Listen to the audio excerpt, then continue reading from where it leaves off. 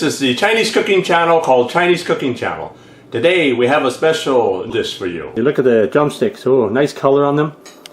And they got the nice maltose sugar with the honey, so it's nicely sweet. And the skin is going to be nicely crispy.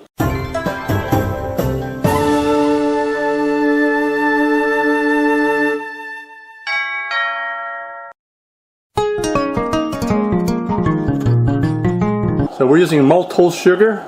So put 2 to 3 tablespoons of this maltose sugar. You can use honey if you like, but maltose has a more complex, subtle sweet flavor.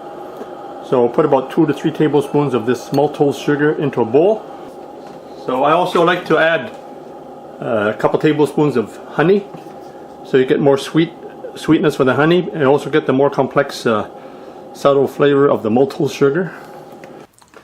So now we're going to put a little boiling water in there, just maybe 1/3 of a cup. So put about 1/4 to 1/3 of a cup of boiling water. So this will just break up the maltose sugar, so it's a little more smooth, easier to apply. So I got the chicken in at 375 degrees.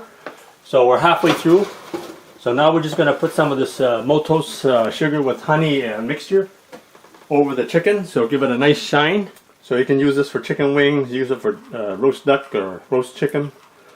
So a lot of uses. You can also put it into Chinese barbecue pork or Chinese Spareribs.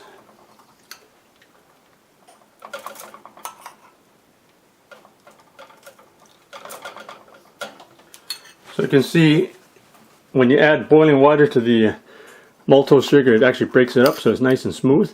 So I add about 2 tablespoons of honey to the 2 tablespoons of maltose sugar, so you get a nice combination here.